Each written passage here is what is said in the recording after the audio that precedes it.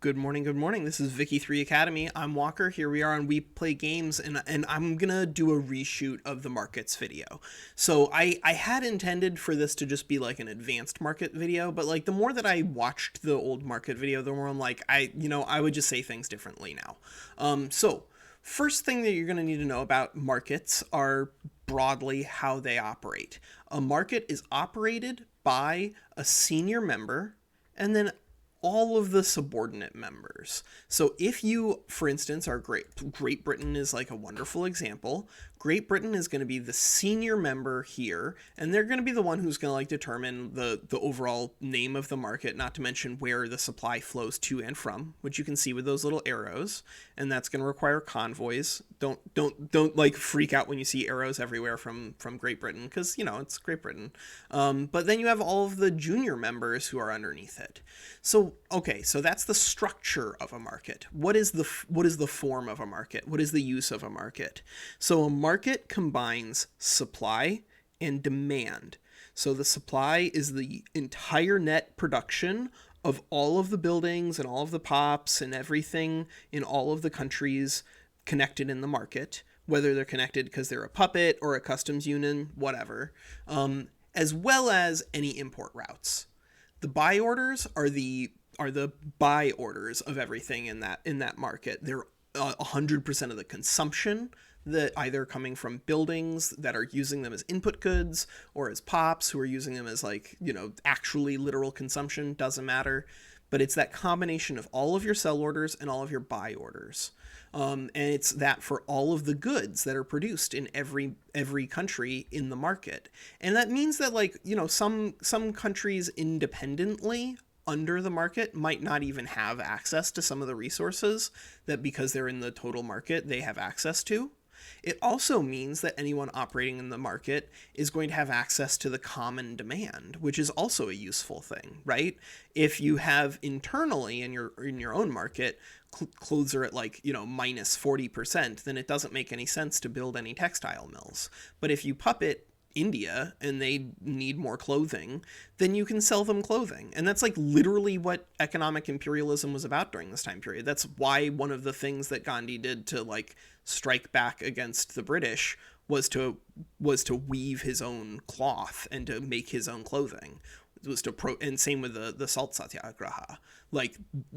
Controlling other markets is not just about getting resources from the countries, it's also about getting demand from the countries. Why? Why is it about getting demand? Because of the nature that'll have on your price, and therefore the amount of money that your buildings are making, and therefore, standard of living and spillover effects into your power base for your country.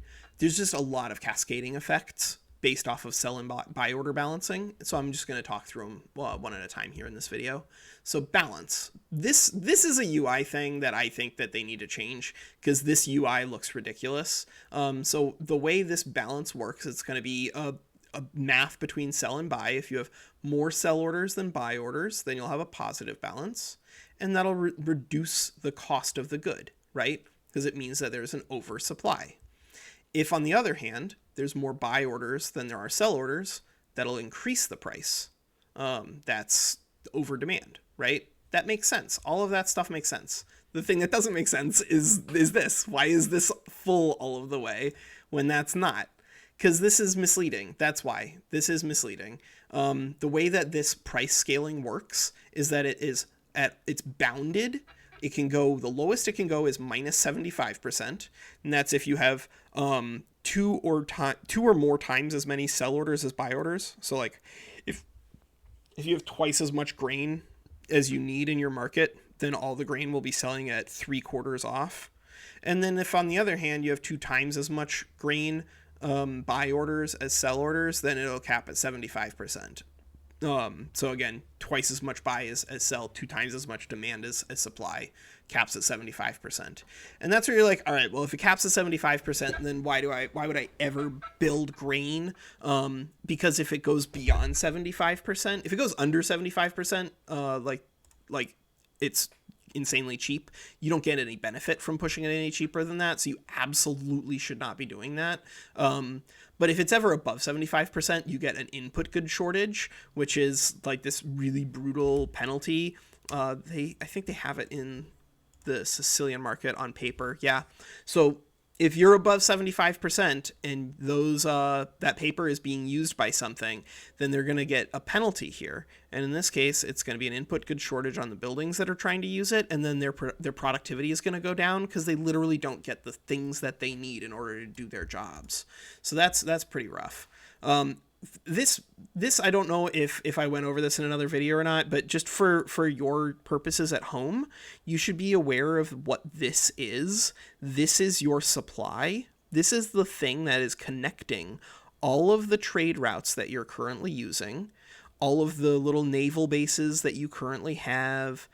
Everything is just connected with these little balls, and that's connecting just 100% of your supply and trade. So that's why you see it like all over the places as the UK, because they are all over the place. Markets. So what does this mean? What does this mean really? So that's going to adjust the price of the good, but how does that have cascading effects on your country? Well, it has cascading effects on the country because the cost of the good is going to help influence your standard of living for your pops, which is important to an extent. We're going to do a video on that. But the price of the goods is gonna determine that. It's also, I think, at least as important, if not more important. It's going to determine this. It's going to determine the productivity. That if your goods are higher price, then the buildings that make those goods are going to be more productive, and then the people who work for them are going to make more money, and then they'll be able to buy more goods. It's just a really good cascading effect of generating wealth. Not to mention the fact that there are other ways to actually manipulate this beyond just like observing it as being inexpensive. So if you observe it as being inexpensive, like this dies, you might be reflexively pushed to say, all right, well, I should just sell that excess, right?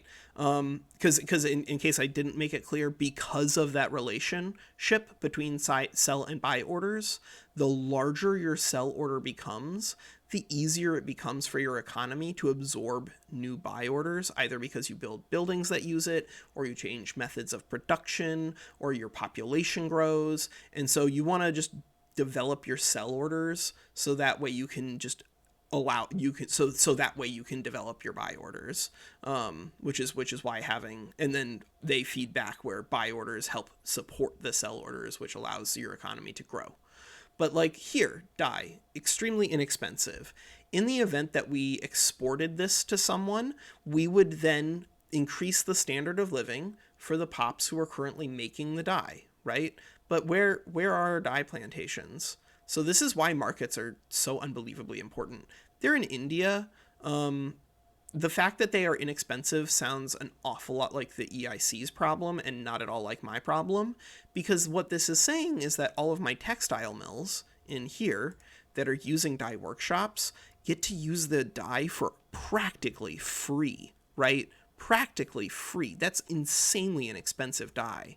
And so even though normally when you see something that's like really inexpensive locally and you go, well, maybe it would make sense for me to go ahead and say, if you want to go ahead and just come by and buy the fertilizer off of me, I'm happy to sell it to you. If you're using them and you're using them like to the point where they are starting to get expensive again, then maybe you don't want to do that, right? You have the ability to adjust how the AI is going to view your own goods using tariffs. And that in turn is going to help to create either sell or buy orders, which are in turn going to adjust your market price. So just to reiterate, like there's a lot of connected things. And so it's hard to entirely disentangle anything, but I think it's easy to discuss certain specific things that are going to be useful for you in regards to markets. First, the reason that I am a big fan of prestige is that prestige increases your rank, which increases the size of the markets that you can create as puppets in one war. Because if you can make someone your puppet in a single war, then you can take all of their demand and all of their supply and staple it to your own market, and that can be outrageously profitable for you. Like never mind that it would be devastating to the strength of Great Britain. If you're playing as France and you manage to defeat Great Britain and take the EIC from them, you take away not only the massive amount of local demand for clothes simply due to the population here, you also devastate the ability of Great Britain's dye factories to remain profitable, right? So there's just like there's so much interconnected here that I can't tell you specific things to look for beyond that there are categories of goods that are up here, but those are not the categories that are actually that important. The categories that are actually important are going to come from your buy orders. So they're going to come from your population, your building, and your government buildings. So if they're coming from your pops, if this demand is coming from your pops, like for grain or whatever, you could build more grain, but I would encourage you largely to not do that. Don't chase downward pricing. That's a great way to reduce the velocity of money in your economy. You want people to be getting high wages and paying relatively high prices, because that way you're experiencing moderate inflation, but you're also producing just a massive ability for people to just move money around.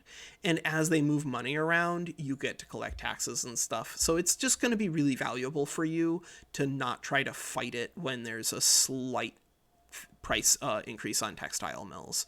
Instead of doing that for your population, do that for yourself. Like if you are building as Great Britain and you're using iron frame building, which you should be, and you notice that while you're building at full construction that like your iron is at plus 45%, you can save yourself an absolute fortune by just building iron under those circumstances, right? That's why some of the early industrial things are a lot better for you to focus on than others. Like tools are incredibly important as one of your first ways to get going. And then you've got like to get your industrial economy going, you almost certainly want to have a domestic supply of tools. They're just critical, not to mention the fact that they'll be incredibly profitable, right? Because as you develop your industrialization, as you develop the methods of production that use industrialization, you'll use tooling workshops. You can even mouse over it whenever we are in the market, right? So these are being bought by just like everybody, right? At a certain point, almost everyone is going to start using tools as an input good, which means that you'll need the input goods in order to make your tools, which means you're going to need steel, and you're going to need to build up towards that through iron and usually through wood as well. Some of the things that are used in your private buildings can be worth building, but generally speaking, you wanna focus on just whatever is going to maximize either the ability for you to build, the ability for you to meet government needs like bureaucracy and education, or the things that are going to help increase your productivity the most. So yes, food industries, I have a dramatic need for groceries in my local economy, right? Plus 64% is really bad. Like that means that I should be able to make a ton of money here. But you don't just look at whether or not the good itself is expensive, again, because that's only about helping the people who are going to be benefiting out of this. You just build tools, right? They make more money here. That's like really what you're going to be looking at most of the time. Tariffs are the other like really big thing. Depending on how things develop internally in terms of your market and the things that you are able to staple to yourself, you're probably going to need more convoys, because you just are going to end up with a lot of overseas things. But that's where treaty ports are really good. Don't be afraid to take treaty ports. Those will give you basically for nothing. They'll give you extra convoys. All you have to do is just like push people around, and as long as they have a port building in that province in question, you just get a port for just being mean to Aceh, for sneering at them. Well, you will have to mobilize some troops, and occasionally someone will be brave and or stupid, but you're Great Britain, like just beat them up, right? Markets, I think, are an impossibly complicated thing to discuss in like 30 minutes. And so rather than doing that, I think I'm going to end this video here. But if you have any questions about markets that you think that I could cover either by doing an advanced market follow-up, or just in the comments, then just let me know. I love talking about markets. I love talking about economics in Victoria 3. I think that there's a lot of really interesting things, like standard of living this is a very dangerous but very powerful statistic, so we're going to do a video on this at some point. There is absolutely value in this, but people, when they misinterpret it and how to interact with it, oftentimes cause their save files to just explode because their countries die. So I want to teach you not necessarily how to ignore this, but how to understand it. And that'll be a different video. So yeah, that's markets. I'm Walker. This is We Play Games. And then that's Vicky 3 Academy.